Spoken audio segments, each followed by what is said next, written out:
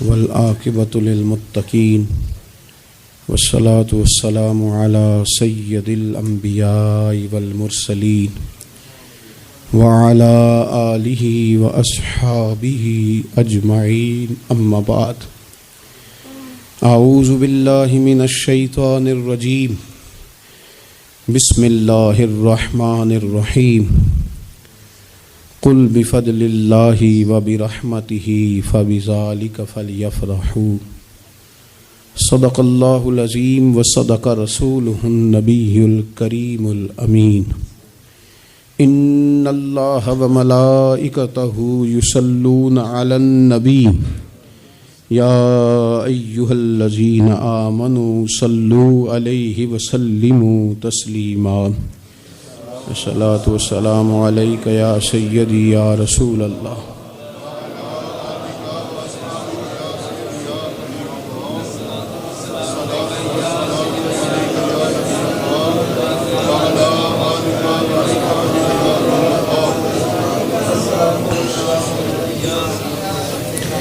حمد و صلوات کے بعد دوستو، بزرگوں اور بھائیوں،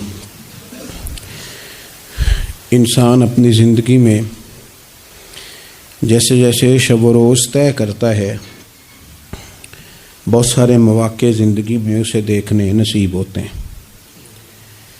ہمارے ہاں کچھ تقریبات کی جاتی ہیں، خوشی کے موقع پر بھی اور غم کے موقع پر بھی.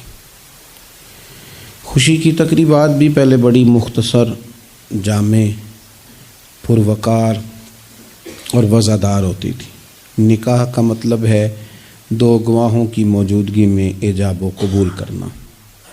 مختصر سے لوگوں کے بیچ بیٹھ کے نکاح ہو جاتا تھا. مختصر سے لوگ ولیمے کی دعوت کے بعد دعائے خیر پر اپنے اپنے گھروں کو چلے جاتے تھے. ہندوستان میں مسلمانوں نے ہندوؤں کو دیکھا کہ وہ مہندی کی رسم کرتے ہیں. اس پر پھر اتنی زیادہ توجہ لوگوں کی بڑھ گئی کہ وہ باقاعدہ شادی کا حصہ بن گئی. باقاعدہ اس پہ بہت بڑا سرمایہ خرچ ہونے لگ گیا. پھر اس کے ساتھ ساتھ فی نفس ہی عورت کا ہاتھوں پہ مہندی لگانا تو ناجائز نہیں، لیکن اس میں پھر ایک باقاعدہ تقریب رکھ لینا، پھر مرد عورتوں کا اکٹھے ہونا، پھر ڈھول ڈھمکا ہونا، پھر شور شرابہ ہونا، اس کی شریعت قطعاً اجازت نہیں دیتی. پھر یہ ہوتا تھا کہ شادی سے قبل جب رشتہ طے ہوتا تھا تو طریقہ یہ تھا کہ لڑکی اور لڑکے کا نکاح کر دیا جاتا تھا اور مناسب وقت پر رخصتی ہو جاتی تھی. نبی پاک صلی اللہ تعالیٰ علیہ وسلم نے حضرت سیدہ عائشہ صدیقہ رضی اللہ تعالیٰ عنہا کے ساتھ نکاح کیا اور 3 سال کے بعد رخصتی ہوئی. چلے بعد میں لوگوں نے اگر نکاح نہ کیا تو پھر کہا کہ نسبت طے کر دی ہے. یہ بڑا سونا، اچھا، صاف ستھرا فکرہ تھا. اب باقاعدہ اس نام کو منگنی کا نام دے دیا گیا اور ہم دوسروں کی چال چلتے چلتے اپنی وزاداری بھولتے جا رہے ہیں. دیکھا دیکھی نا لوگوں کی، دیکھا دیکھی. میرج ہال کا تصور صرف اتنا تھا کہ اب آبادیوں میں جگہ موجود نہیں ہے تو باقاعدہ ایسے ہال بنا لیے جائیں جن میں نکاح آسانی سے ہو جائے. لیکن اب تو مہنگے سے مہنگا ہال، اس میں پھر سہولیات، پھر اس میں آسانیاں، پھر کھانے کی بھرمار اور مختلف ڈشیں. یہ سوائے اپنے اوپر بوجھ ڈالنے کے، امیر بوجھ ڈالتے ہیں، غریبوں کو پریشان کرتے ہیں. ان کے بچے دیکھا دیکھی اس چکر میں پڑ جاتے ہیں. حالات سنگینی کا رخ اختیار کر جاتے ہیں. منگنی باقاعدہ میرج ہال میں ہونے لگ گئی. اللہ تعالیٰ معاف فرمائے تو وہاں بھی مردوں عورتوں کا اختلاط ہے. باقاعدہ ابھی اس کا نکاح نہیں ہوا، وہ تو غیر محرم ہے، اس کو انگوٹھی دی جاتی ہے پہنانے کے لیے، اور لڑکا لڑکی کے ہاتھ میں انگوٹھی پہنا رہا ہے. ناراض نہ ہونا، حاجی صاحب بھی کھڑے ہوتے ہیں، نمازی صاحب بھی کھڑے ہوتے ہیں، وہ صاحب بھی کھڑے ہوتے ہیں جو مذہبی تقریبات میں آگے آگے دکھائی دیتے ہیں. لیکن یہاں دین ہی نہیں یاد آ رہا. کوئی شخص کلام کرنے کو تیار ہی نہیں ہے کہ میاں یہ تو حرام ہے، حرام ہے، اشد حرام ہے. جب تک ان کا نکاح نہیں ہو جاتا یہ ایک دوسرے کے لیے محرم نہیں ہے. لیکن کوئی روکنے والا نہیں. تقریبات بڑھتی گئیں، بوجھ بڑھتا گیا. بہت بڑا سرمایہ. ویسے بھی مسلمان نے کوئی اس کی تو زندگی بڑی بامقصد ہے، اس نے کوئی یہاں الجھ کے تو نہیں نہ رہ جانا. پھر اور باتیں بڑی، سالگرہ ایک پورا وتیرہ اختیار کر گئی ہے، گھروں کے اندر سرائیت کر گئی ہے. سالگرہ ایک پوری تقریب بن گئی ہے، ایک پورا خرچہ لے گئی ہے. وہ کیا مسلمان اتنے اپنے آپ کو فضول سمجھنے لگے ہیں معاذ اللہ کہ وہ فارغ ہیں جس کام میں جو مرضی ایک ماحول بناؤ، اور پھر چلتے طرح طرح کی تقریبات اور طرح طرح کے یہ فلانا جشن بہاراں آ گیا ہے، تو یہ اپریل فول آ گیا ہے، تو یہ بیماری نیو ایئر نائٹ کی آ گئی. میں نے رات بھی کہا تھا،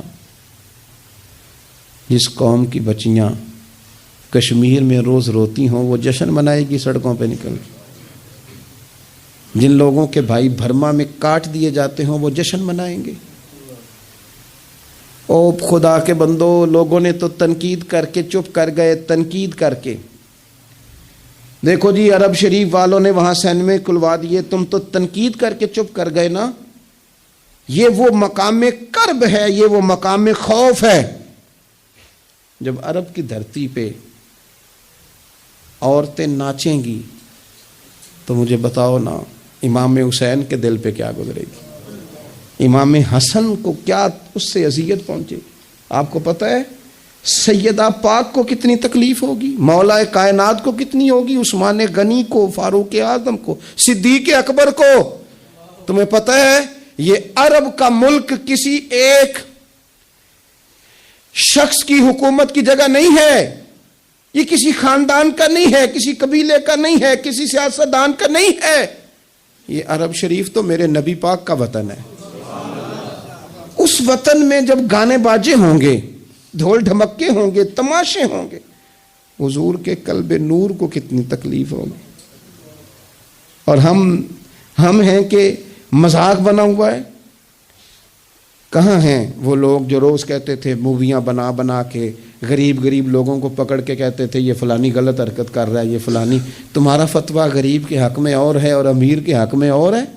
اب بھی تو کوئی 2 ویڈیو بنا دو نا کہ یہاں یہ ظلم ہو رہا ہے. اور جب سال گزریں تو قومیں اپنا حساب کرتی ہیں. اور میرا اور آپ کا سال وہ گزر رہا ہے جہاں قرضہ زیادہ لے لیا گیا ہے، جہاں قومیں گروی رکھی جا رہی ہیں، جہاں ہمارا ہر پیدا ہونے والا بچہ مقروض پیدا ہوتا ہے. لیکن مزاج بن گیا نا، بس مناؤ جو ملتا ہے اسے مناؤ. یہ کس نے شوق پیدا کیا ہمارے بچوں کے اندر روز شادیوں پہ جانے کا، تیار ہو کے جانے کا؟ کس نے شوق پیدا کیا؟ بڑوں نے. نہ مانے بزرگ، بڑوں نے شوق پیدا کیا. ہم نے ابلاغ اس طرح کا کیا، او کدی موقع آنا ہوں ہے ہن اوتھے بھی نہ جائیے، ورنہ ہمارے بچوں میں شوق کبھی نہ آتا. ہم نے ابلاغ کیا ہے، ہم نے توجہ دلائی ہے. بچے چھٹیاں کر رہے ہیں، یہ ہم پریشان ہیں ان دنوں میں. پیپر بچوں کے قریب ہیں مدرسے کے، اور چوتھے دن کو بچہ درخواست لے کے آ جاتا ہے فلانے کی شادی ہے، فلانے کی شادی ہے. میرے ابا جی کہا کرتے تھے، تھوڑے سے ہم بڑے ہوئے تو ابا جی شادی پہ جانا ہے تو کہتے تھے جوان منڈے دا کی کام میں ویاواں تے جانے دا، ہم جائیں گے نا تمہاری اماں جائے گھر رہو آرام سے. ہمارے پرانے بزرگ اس طرح کی تربیت کرتے تھے، کہتے تھے تمہارا مطلب کیا، اس شادی پہ تم نے کیا کرنا. اور یہاں سارا کام ہی بچے اور بچیوں کو دے دیا گیا، بچے اور بچیوں کو، اور تیار کر کے نہیں جاتا. کسی خاص جگہ پہ کوئی مجبوری ہو جائے، قربت اتنی زیادہ ہو کہ رہا نہ جائے، تو کبھی نکاح پڑھانے کے لیے جاؤں نا تو بس میرے کانوں سے آواز ٹکراتی نہیں، لیکن میں سمجھ جاتا ہوں کہ کیا باتیں گونج رہی ہیں. اور پردہ ہی کر لو تھوڑا سا. وہ کہتے ہیں پردہ، یہ بچی کے نکاح کی مووی نہ بنی تو فلم ہی نہیں مکمل ہوگی. اس خوشی کے موقع پر بھی آپ یہ کہہ رہے ہیں کہ لو جی پردہ کرو اور دوپٹہ لو، تو اتنے پیسے دیے وہ بیوٹی پارلر والے کو، وہ کدھر جائیں گے؟ کون ہیں یہ لوگ سارے؟ میں اور آپ نہیں ہیں، ہم ہی تو ہیں یہ سارے. یہ کس پر تنقید کر کے ہم چپ کر گئے ہیں؟ ہم سارے خود ہیں، اور ہم سب مل ملا کے اس سوسائٹی کا حصہ بنتے جا رہے ہیں. اب تو بھائی وہ مہنگے میرج ہال کے اندر جب میرج ہال لیا جاتا ہے تو ایک سمت عورتیں، ایک سمت مرد، اور بیچ میں پردے کا بندوبست بھی نہیں کرایا جاتا، چونکہ یہ تو دکھیا نوس لوگ ہیں جو پردہ کراتے ہیں. وہ کہتے ہیں وہ لو اتنی تیاری کی، کپڑے دکھانے کس کو ہیں؟ تم پردہ کرا رہے ہو. خدا سے ڈریں. مسلمان ان ابس کاموں کے لیے نہیں ہے. تو اونچے مقاصد کے لیے آیا. تو دیکھنا تیری تو بڑی عظمت ہے. کنتم خیر امۃ اخرجت للناس تأمرون بالمعروف وتنہون عن المنکر. تجھے تو بھیجا تھا کہ تو دنیا میں خیر عام کرے گا، برائی کا ہاتھ تھامے گا، تو کہاں الجھ کے رہ گیا؟ اپنی تقریبات پر تھوڑی توجہ دیں. ایک تو یہ خوشی کی تقریبات، پھر ایک غم کی تقریبات. میں نے اپنے کانوں سے سنا ہے کل 10ویں کا اعلان اکٹھا کرا دیا گیا، اور یہ ٹھیک کیا جاتا ہے، ایک ہی دن میں دونوں اصال ثواب کی تقریبات ہو جائیں. اس کا اصل اصال ثواب ہے. اصال ثواب کیا ہے؟ اصال ثواب یہ ہے کہ آپ کو دعا کرنی ہے جانے والے کے لیے، کچھ قرآن مجید پڑھ کے، کچھ اذکار پڑھ کے، کچھ وظائف پڑھ کے اس کی روح کو اصال کرنا ہے. اتنا مقصود ہے. بڑی غور سے، مجھے تھوڑا ٹائم دیں گے آپ 2-3 منٹ کا صرف، اور میری بات پہ نا خاص توجہ کریں، خاص بات کرنا چاہتا ہوں. اگر اس میں کھانا پکانا ہے نا، تو آپ نے کھانا اس لیے پکانا ہے کہ غریب کو، مسکین کو کھانا کھلائیں گے، اور جو ثواب اس کا ملے گا وہ بھی جانے والے کی روح کو ملے گا. لیکن اگر آپ اس میں دعوت پکا لیں، دعوت رشتہ داروں کی، یاروں کی، وہ تو بھائی دعوت ہے. ایک ہے کہ آپ نے کوئی ایسا کام کیا جس سے جانے والے کی روح کو، ہوٹل میں بیٹھ کے کھانا کھایا 4 بندوں نے، موج کی، مرضی کا انہوں نے گوشت اڑایا، تو وہ کہیں اس کا ثواب جائے گا. یہ جو دعوت کا لفظ ہے نا، کہ دعوت کی، امیر لوگ سارے اکٹھے کیے، رشتہ دار، دوست احباب، سیاسی سب آ گئے. اب آپ نے وہ دعوت کی اور نام آپ نے ختم شریف کا دے دیا. آپ تھوڑی گہرائی سے سوچیں کہ یہ ختم بنتا ہے؟ ویسے ذہن قبول کرتا ہے کہ یہ ختم شریف ہے؟ اب میں کہہ لوں، اب میں یہ بات کر لوں کہ ہمارے ہاں کچھ ولیمہ نما چہلم بھی ہوتے ہیں. ولیمہ نما چہلم، وہ ٹائٹل چہلم کا ہے اور اندر جا کے دیکھو تو ماحول سارا ولیمے کا ہے. تو یہ سال ثواب ہے؟ آپ بتائیں ذمہ داری سے کہ یہ سال ثواب ہے؟ آپ غرباء کی دعوت پکائیں گے، غریبوں مسکینوں کی، ان کی دعوتیں اعلیٰ حضرت بریلوی رحمت اللہ نے لکھا ہے جائز نہیں ہے دعوت کرنا اس طرح. ہاں آئے ہوں کھانا کھا جائیں، فی نفس ہی رشتہ داروں کو کھانا کھلانا، دعوت کھلانا ثواب ہے. لیکن ختم کو، چہلم کو، 10ویں کو دعوت بنا لینا یہ درست؟ ویسے ان کو دیں آپ، ثواب ہے. لیکن ہمارے ہاں تو مطلب عجیب سا ایک ماحول ختم شریف، یعنی کل 10ویں کا اکٹھا اعلان ہو گیا، میں موجود تھا، تو کہنے لگے ویکھو ہونے پیسے لگے جے بچان. خدا کے بندو یوں تو نہ کرو. ایک ان کا والد چلا گیا، والدہ چلی گئی، کوئی عزیز چلا گیا، اور دوسرا یہ کہ آپ یہ بتائیں گھر سے روٹی نہیں ملتی، صرف ختم کی ملتی ہے. اتنی چھوٹی سوچ کون پیدا کرتا ہے؟ یہ تو ماحول میں ہی ایسی باتیں نہیں ہونی چاہیے. میں آپ کو کہہ رہا ہوں، میں مولوی صاحب ہو کے، مسجد کا خطیب ہو کے، حالانکہ چہلم پہ ڈیوٹی مولوی صاحب کی ہے، ان کو تو موقع ملنا ہے 10ویں کا بھی، چہلم کا بھی، کل کا بھی، لیکن مولوی کا بھی تو کل ہونا ہے نا. اسے بھی تو خیال کرنا چاہیے کہ جو چیزیں درست ہیں صرف اتنی درست ہیں، حد بندی سے باہر جائے تو چیز ٹھیک نہیں رہتی. اس لیے ان تقریبات کو بھی یقین کریں. کل شریف پہ ماحول دعوت کا نہ ہو. میں آپ کو ذمہ داری سے کہتا ہوں، کسی کا باپ فوت ہو جائے تو جتنی اچھی دعا وہ مانگ سکتا ہے، درد سے اتنی کوئی اور نہیں مانگ سکتا. لیکن وہ تو دعوت پکا رہا ہے نا، وہ تو دیگوں پہ ہے، وہ تو ٹینٹ کا سامان اکٹھا کر رہا ہے، وہ تو ترتیب لگا رہا ہے. اور میں ذمہ داری سے کہتا ہوں، کل سے پہلے 10ویں کے بعد، چہلم کے بعد بیٹوں کی لڑائی ہوتی ہے کہ خرچہ زیادہ آیا، تم حصہ نہیں پورا دے رہے.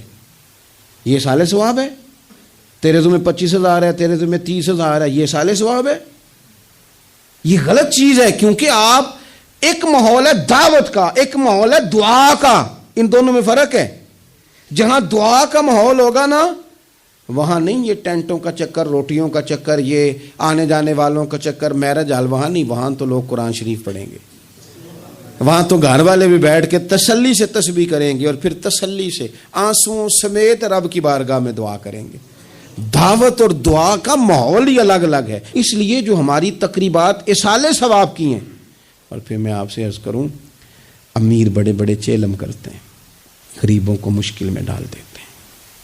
مشکل میں پتہ نہیں بیچاروں کا بیماری پہ کتنا کو خرچ ہو گیا ہے، کہاں کہاں سے قرضہ اٹھایا ہے، کتنی تکلیف صحیح ہے. پھر آپ نے کل شریف پہ بھی بہت بڑا اہتمام کا کہہ دیا، پھر 10ویں پہ بھی کہہ دیا، پھر چہلم پہ بھی کہہ دیا. نہیں کچھ لوگ زبان سے کہتے لیکن بڑی تکلیف میں آ جاتے، بڑی آزمائش، بڑی ساری دکھ بھرا معاملہ ہوتا ہے۔ اور میں نے دیکھا ہے، چونکہ میرا شعبہ ہے، میں نے قریب جا کے دیکھا ہے، لوگ سوال جواب کر رہے ہوتے ہیں، جناب آپ کیسے کر کے کریں، کس کو دکھ بتائیں؟ ایک ماں کے جانے کا دکھ، باپ کے جانے کا دکھ، بھائی کے جانے کا دکھ، اور ایک یہ والا دکھ۔ نہ کریں یہ کام۔ ہمارا دین جہاں ہمیں تکلیف نہیں دیتا، اپنے آپ کو تکلیف میں نہ ڈالیں۔ اصالِ ثواب ضرور کریں، فی نفس ہی اس کا بہت اجر و ثواب ہے، لیکن مشقت والا کام میں درد سے کہ غریبوں کا بھلا کر دو، پر ان کو جا کے مشورہ دو کہ یار مہربانی کرو، ایک ہی ختم کافی ہے، بڑا ختم کل والے دن ہو گیا، اب جائیں لوگ اپنے گھروں کو، چیلم والے دن بس ٹھیک ہے۔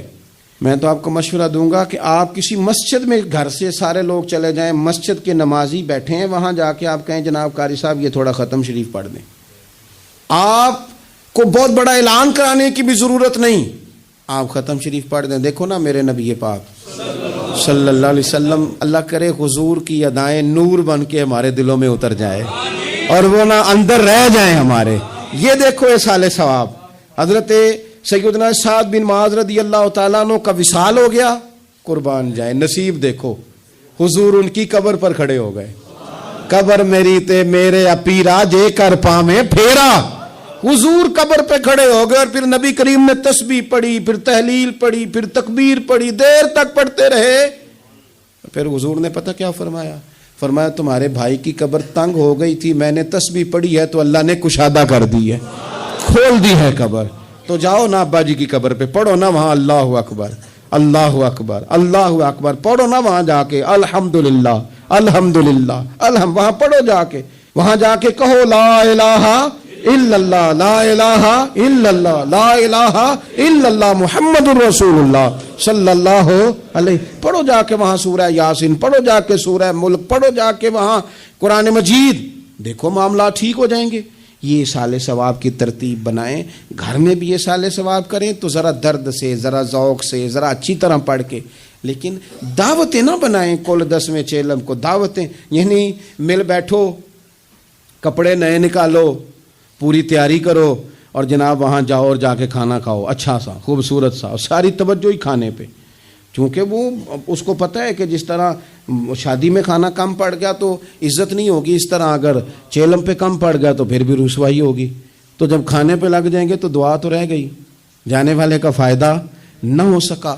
دو ایک باتیں مزید اسی عنوان پر، اللہ تعالیٰ نے قرآن مجید میں یہ فرمایا کہ کل بفضل اللہ وبرحمتہ فبذلک فلیفرحوا، اے محبوب علیہ السلام آپ اپنے غلاموں سے فرما دیں کہ جب اللہ کا فضل اور اس کی رحمت ملے تو پھر خوشی منایا کریں، اظہار مسرت کریں۔ امام فخر الدین رازی رحمۃ اللہ علیہ نے یہاں ایک بات لکھی ہے جو بڑی خوبصورت ہے اور بڑی سمجھنے والی ہے۔ امام رازی رحمۃ اللہ علیہ فرماتے ہیں کہ یہ خوشی اس لیے نہیں منانی کہ انعام ملا ہے، خوشی اس لیے منانی ہے کہ رب کی طرف سے ملا ہے، خوشی اس لیے منانی ہے کہ محبوب نے دیا ہے، تو جب محبوب دے نا، وہ چند دن پہلے بڑا لطف آیا، بس ایک بات ہے بھولتی نہیں، سے ثبوت نہ منگو میتھوں نظر کرم قد ہوئی، اے میں جانا یا دل بر جانے غیر نہ جانے کوئی۔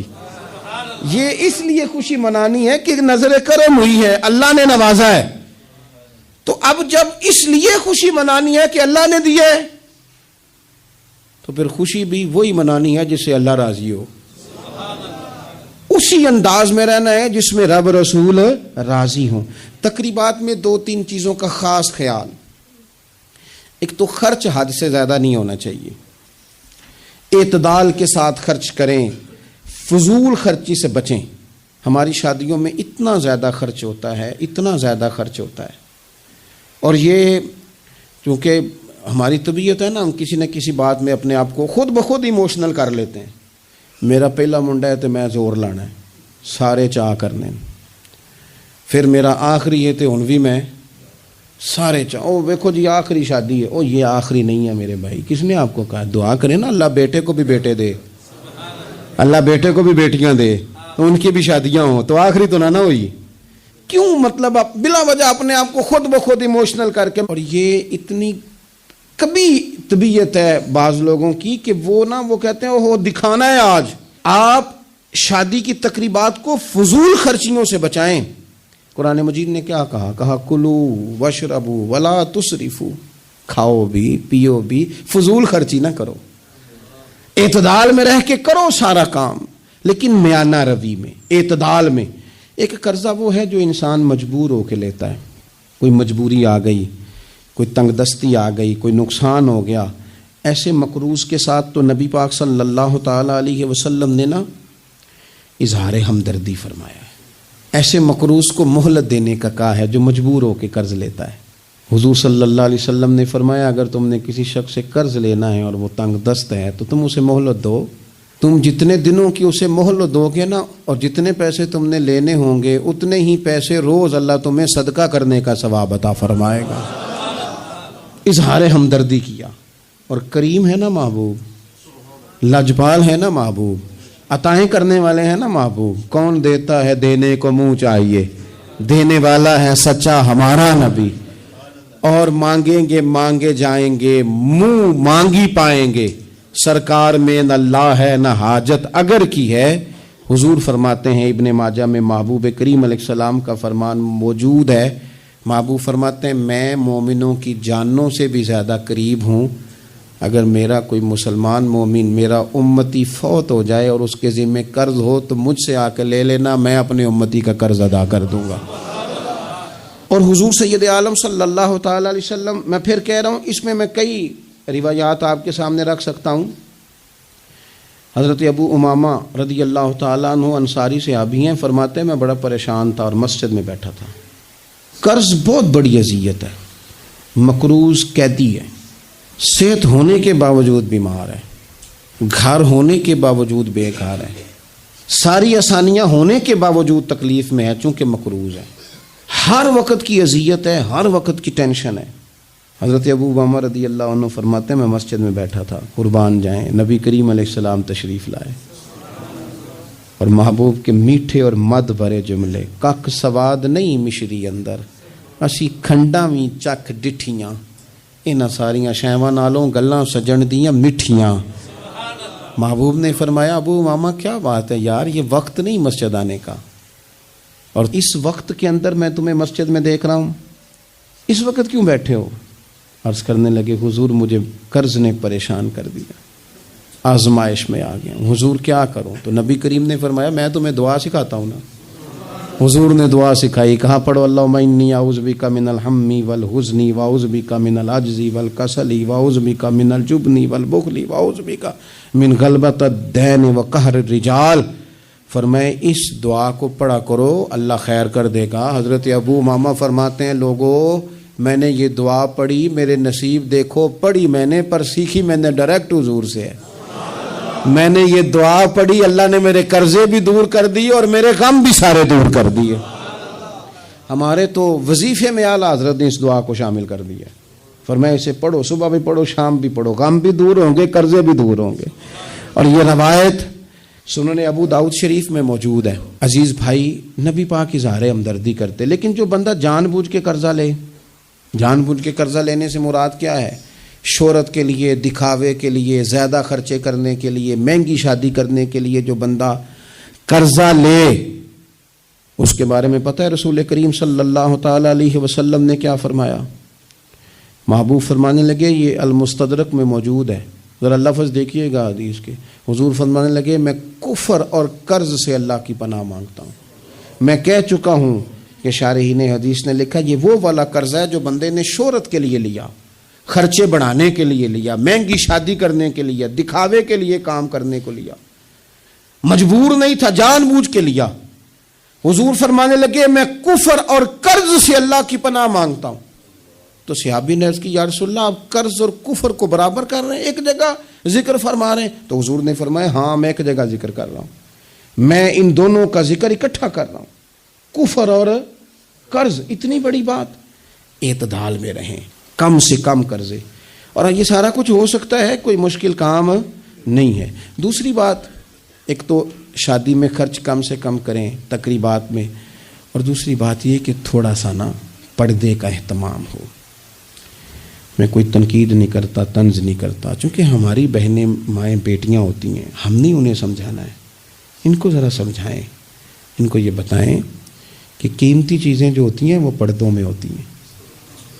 ہمارے گھر میں 20 تولے سونا پڑا ہو تو ہم نے کبھی نہیں باہر نکل کے بتایا کہ پڑا ہے، کیونکہ قیمتی ہے نا، تو پردے میں رکھا ہوا ہے، اس کی چابی کا بھی ہم خیال رکھتے ہیں کہ کہیں گم نہ ہو جائے۔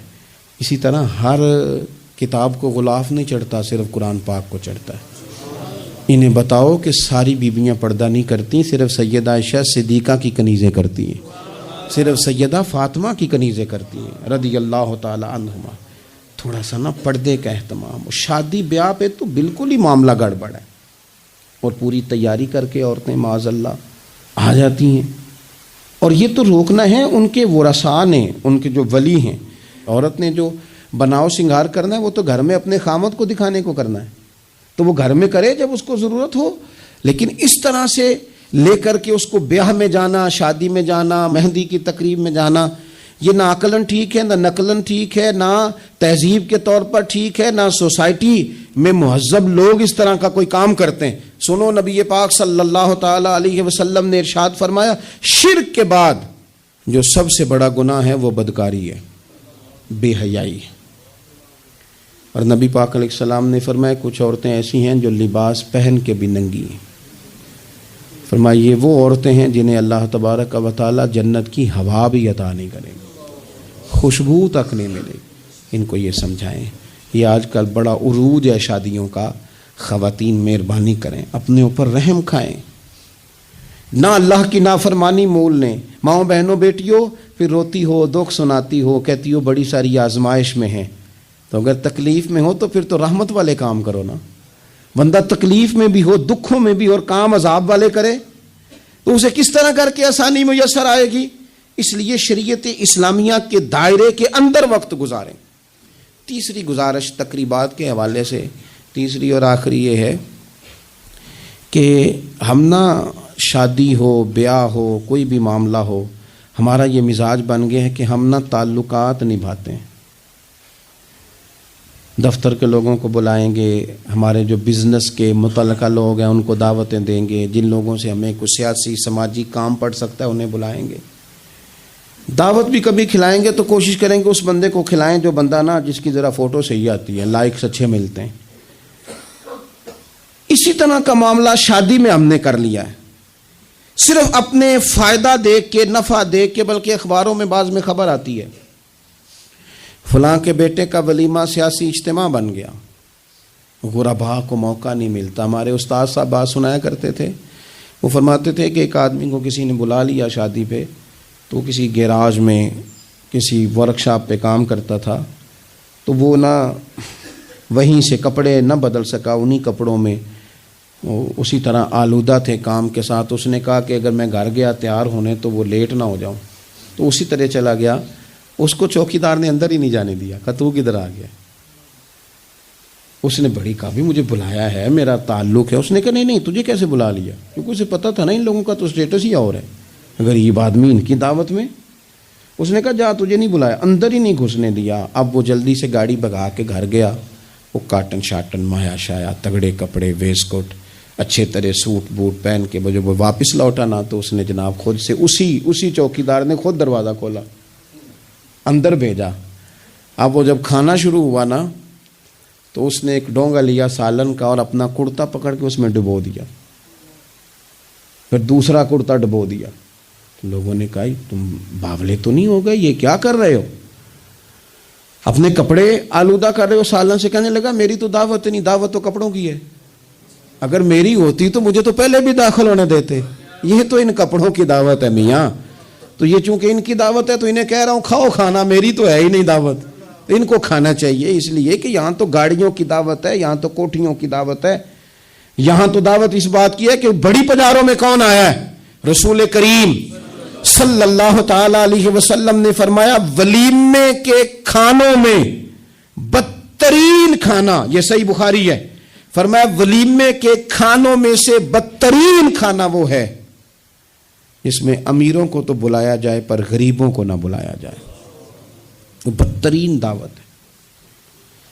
اس لیے بعض صوفیہ تو یہ فرماتے ہیں کہ کوشش کر کے نا بعض غریبوں کو منت کر کے لے آؤ اپنے ولیمے کی، اپنی تقریبات کی دعوتوں میں، تاکہ تمہارا کھانا اچھا کھانا تو بن جائے نا، تمہارا کھانا بہترین کھانا تو بن جائے نا، تمہارا کھانا اعزاز والا تو ہو جائے، کچھ تو غربا کو دعوت دے لو۔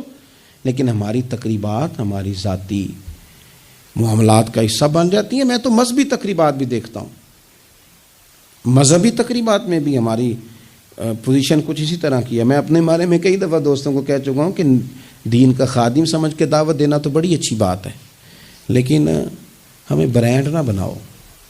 ہمیں بعض جگہ بڑی اچھی طرح سمجھ آ جاتی ہے کہ بعض آدمی کا بات کرنے کا سٹائل کیا ہے، اور جو آدمی روز اتنی لمبی چوڑی تقریر کرتا ہے، اس کو جب آگے کوئی شخص بات سنانے کی کوشش کرتا ہے تو پتہ چلو اکثر چل جاتا ہے کہ کہاں سے بات کر رہا ہے۔ چلیں، جواب نہ دینا کئی دفعہ اخلاقی طور پر درست نہیں ہوتا۔